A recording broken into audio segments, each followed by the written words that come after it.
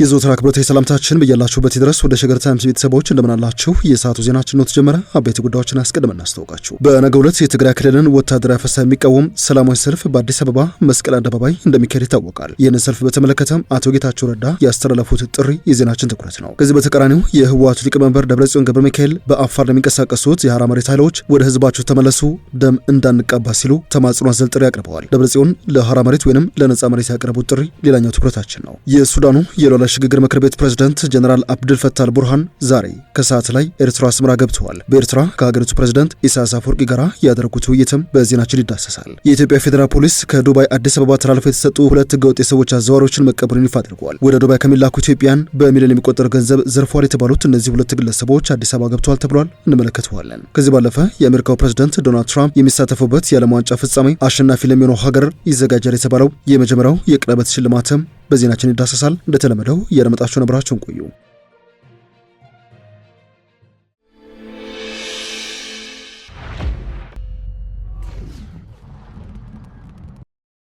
የህወሓት ሊቀመንበር ዶክተር ደብረጽዮን ገብረ ሚካኤል በአፋር ለሚንቀሳቀሱት የሐራ መሬት ወይንም የነጻ መሬት ኃይሎች ባቀረቡት ጥሪ ወደ ህዝባችሁ ወደ ሀገራችሁ ተመለሱ፣ ደም እንዳንቀባ ሲሉ ተማጽነዋል። የህወሓቱ ሊቀመንበርና በጀነራል ታደሰ ወረደ ላይ መፈንቅለ መንግስት ከተደረገ በኋላ የክልሉ ፕሬዝዳንት ሆነው በድጋሚ የተመረጡት ዶክተር ደብረጽዮን በመቀለ በሰጡት መግለጫ በአፋር ክልል ለሚንቀሳቀሱት የሐራ መሬት ኃይሎች ጥሪ አቅርበዋል። በቪዲዮ መልእክታቸውን አስቀርጸው ጥሪ ያቀረቡት ደብረጽዮን ከክልሉ ውጪ ለሚንቀሳቀሱት ኃይሎች ወደ ህዝባችሁ ተመለሱ፣ ልዩነት አለን ብላችሁ ካመናችሁ ደግሞ በውይይትና በሽምግልና እንፍታው ሲሉ ነው የተደመጡት።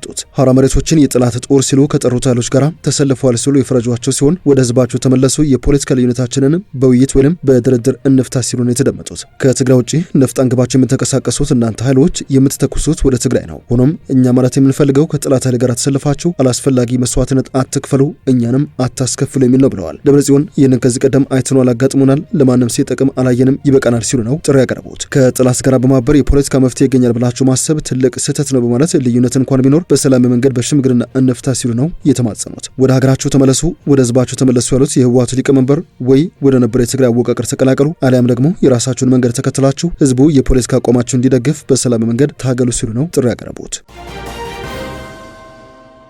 ዜናችን እንደቀጠለ ይገኛል። በነገው ዕለት በአዲስ አበባ መስቀል አደባባይ በትግራይ ክልል ይካሄዳል የሚባለውን ወታደራዊ አፈሳ የሚቃወም የተቃውሞ ሰልፍ ይካሄዳል። ይህንን ሰልፍ አስመልክቶ የቀድሞው የትግራይ ክልል ጊዜያዊ አስተዳደር ፕሬዝዳንት የአሁኑ የጠቅላይ ሚኒስትሩ የምስራቅ አፍሪካ ጉዳዮች አማካሪ ጌታቸው ረዳ ሰልፉ ድጋፍ ያስፈልገዋል ሲሉ ጥሪ አቅርበዋል። የጠቅላይ ሚኒስትሩ አማካሪ አቶ ጌታቸው ረዳ በማህበራዊ ትስስር ገጻቸው ላይ ባሰፈሩት መልእክት በነገው ዕለት የሚካሄደውን ሰልፍ እውቅና ስጡት፣ ደግፉት ነው ያሉት። ሰልፉን የትግራይ ሰላምና ለውጥ ምክር ቤት የተሰኘው ጥምረት ያዘጋጀው ሲሆን ምክር ቤቱ በሌተና ጀነራል ጻድቃን ገብረትንሳኤ የሚመራ ነው። በጌታቸው ረዳ እየተመራ የሚገኘው ጥምረት ፓርቲ ሳልሳይ ወያኔና ሌሎች በትግራይ ክልል የሚንቀሳቀሱ የፖለቲካ ፓርቲዎችን በስሩ የተካተቱበት ነው። አቶ ጌታቸው ረዳ በዚህ መልእክታቸው ሰልፉ በትግራይ ተወላጆች ላይ የተፈጸመ ነው ያላቸውን የቤት ለቤት አፈሳና ማፈናቀል፣ በትግራይ እናቶች ላይ የሚፈጸሙ ጥቃቶችና ግፎች፣ በቀጣዩንም እንደሚፈናቀሉ እንሰጋለን ያሏቸውን በሺዎች የሚቆጠሩ ሰዎችን እጣ ፋንታ፣ እንደዚሁም በትግራይ ወጣቶች ላይ የሚደርሱ ሞትና መፈናቀልን ለመቃወም እንደሚካሄድ ገልጸዋል። ጌታቸው አክለውም ሰልፉ የትግራይ ህዝብ ሰላም እንደሚገባው ድምጹን ለማሰማት አጋጣሚ ይሆንለታልን ባይ ናቸው። በትግራይ ክልል ከቀን ወደ ቀን የተባባሰ መጥቷል የሚባለው ቀውስ ለመቃወምና ለማስቆም እንደዚሁም ለፌዴራል መንግስትና ዓለም አቀፍ ማህበረሰብ ለማሳወቅ አፈሳ ይቆም፣ ሰላም ይስፈን በሚል መሪ ቃል በነገው ዕለት ከጠዋቱ 12 ሰዓት ጀምሮ በመስቀል አደባባይ ለሚደረገው ተቃውሞ ሰልፍ በርከት ያሉ መንገዶችም እንደሚዘጉ የፌዴራል ፖሊስ አስታውቋል።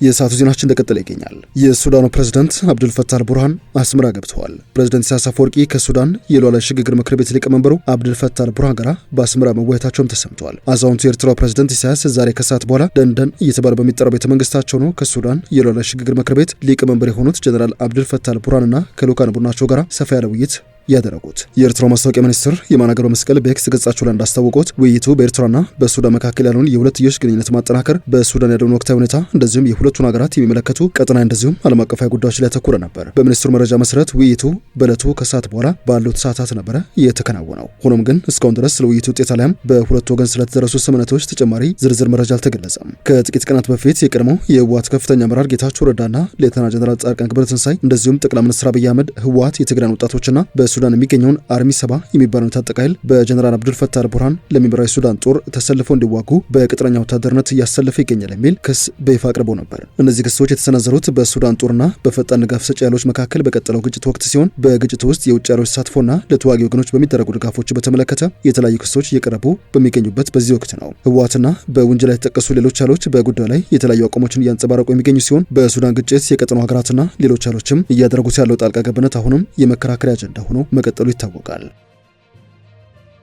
ወደ ዜናችን ሌላኛው ክፍል እናምራ። ከዱባይ ወደ አዲስ አበባ ተላልፈው የተሰጡት ሁለቱ ህገወጥ የሰዎች አዘዋዋሪዎች የኢትዮጵያ ፌዴራል ፖሊስ ከተባበሩት አረብ ኤምሬትስ ዱባይ የፖሊስ ኃይል ጋር በመቀናጀት በውጭ ሀገር ተደብቀው በበርካታ ኢትዮጵያውያን ዜጎች ላይ የሰብአዊ ድርጊቶችን ሲፈጽሙ ነበሩ የተባሉት ዳውድ ተፈሪ ለገሰና ደስታ ተገኛ በጋዝ የተባሉ አደገኛ ህገወጥ የሰዎች አዘዋዋሪዎችን በቁጥጥር ስር መሆኑን አስታውቋል። ሁለቱ ተጠርጣሪዎች የተለያዩ ማታለያ ዘዴዎችን በመጠቀም 105 ዜጎችን በህገወጥ መንገድ ወደ ዱባይ በመውሰድና ከ188 ሚሊዮን ብር በላይ ከተጎጂዎች በመሰብሰብ በበርካታ ዜጎች ላይ ከፍተኛ የሰብአዊ መብት ጥሰት ሲፈጽሙ የቆዩ በመሆናቸው የኢትዮጵያ ፌዴራል ፖሊስ ከዱባይ ፖሊስ ጋር በመተባበር በቁጥጥር ስር ውለው ለሀገራችን ተላልፈው እንዲሰጡ ተደርጓል ብለዋል። የኢትዮጵያ ፌዴራል ፖሊስ ከተባበሩት አረብ ኤምሬትስ ዱባይ የኢትዮጵያ ኤምባሲ በኩል በደረሰው ጥቆማ ተጠርጣሪዎቹ ዱባይ ተቀምጠው ሀገር ውስጥ ባሉ ተባባሪዎቻቸው አማካኝነት ወጣቶችን መልምለው ወደ ዱባይ በመላክ በተዘጋጀ የማገቻ ቦታ በማቆየት በተለይ በሴቶች ላይ ጥቃት በማድረስና በማሰቃየት ከፍተኛ ወንጀል ሲፈጽሙ የቆዩ መሆናቸው ተረጋግጧል ባይ ነው። ፖሊስም ጉዳዩን ሲያጣራ እንደቆየ ጠቆመ ሲሆን በሀገር ውስጥና በውጭ ሆነው በተቀናጀ መንገድ ወንጀሉን ሲፈጽሙ በቆዩ ዳውድ ተፈሪ ለገሰና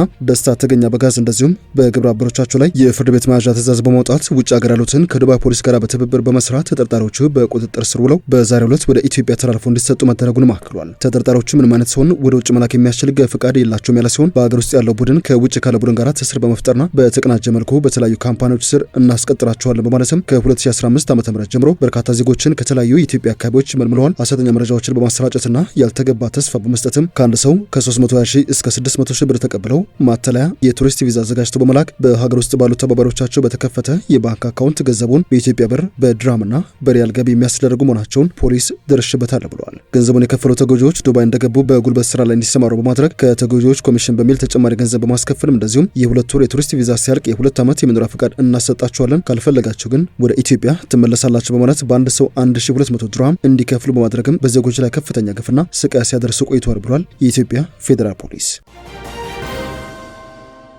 ዜናችን እንደቀጠለ ነው። ወደ መጨረሻው ጉዳያችን እናምራ። የአሜሪካው ፕሬዝዳንት ዶናልድ ትራምፕ የዓለም ዋንጫ ፍጻሜ ላይ እንደሚሳተፉ ተናግረዋል። በመጪው እሁድ አርጀንቲናና ስፔን መካከል በሚካሄደው የፍጻሜ ጨዋታ አሸናፊ ለሚሆነው ቡድን የዓለም ዋንጫ ቀለበቶችን እንደሚሸልም ሲገለጽ ፕሬዝዳንት ትራምፕ ግጥሚያውን ይታደማሉ ተብሏል። ለአሸናፊ ተጋጣሚዎችም ቀለበቶችን በመሸለም በአሜሪካ ስፖርት ውስጥ የተለመደ ባህል እንደሆነ የቢቢሲ ዘገባ ያሳያል። የዓለም ዋንጫ አሸናፊ ለሚሆነው ቡድን 30 ቀለበቶች የሚቀርቡ ሲሆን በተጨማሪም 1996 ቀለበቶች ለደጋፊዎች ይሸጣሉ። በእያንዳንዱ ቀለበት ላይም አነስተኛ የዓለም ዋንጫና ሌሎች ጽሑፎችም ተቀርጾበታል ነው የተባለው። ዋንጫውን ለአሸናፊ ቡድን የሚያበረክቱት ፕሬዝዳንት ትራምፕ እስካሁን ድረስ ከ102ቱ የዓለም ዋንጫ ጨዋታዎች መካከል በአንዱም ላይ አልተገኙም። አሜሪካ በቤልጅየም ተሸንፋ ከመሰናበቷ በፊትም ያደረገቻቸውን ጨዋታዎችን ሁሉ ቢሆን በግንባር ተገኝቶ አልተመለከቱም። በዚህ መሃል በካናዳ የተከሰተውን ሰደድ እሳት ተከትሎ በኒውዮርክ የሚኖረው አየር ሊበከል እንደሚችል ማስጠንቀቂያ ተሰጥቷል። ሆኖም ግን በሜትላይፍ ስታዲየም የሚካሄደው ፍጻሜ ውድድር ላይ ተጽዕኖ እንደሚያሳድር የሚጠቁም አንዳችም ፍንጭ አልተገኘም ተብሏል። የፊፋ ፕሬዝዳንት ጂያኒ ኢንፋንቲኖ ትራምፕ በፍጻሜ ጨዋታ ላይ እንደሚገኙ አስቀድመው ተናግረው የነበረ ሲሆን የነጩ ቤተ መንግስት የፕሬስ ሴክሬታሪ ካሮሊን ሌቪት ይህንኑ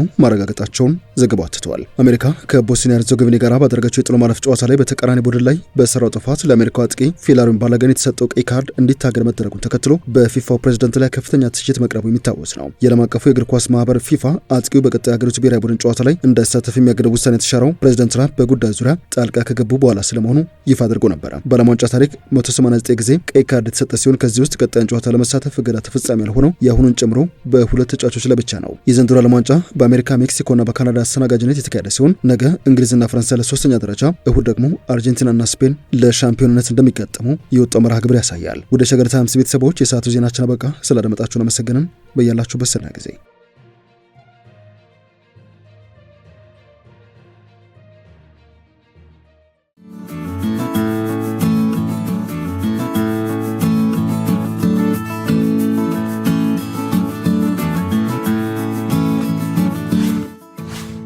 ሸገር ታይምስ ሚዲያን ሰብስክራይብ በማድረግና ደወሉን በመጫን ይከተሉን።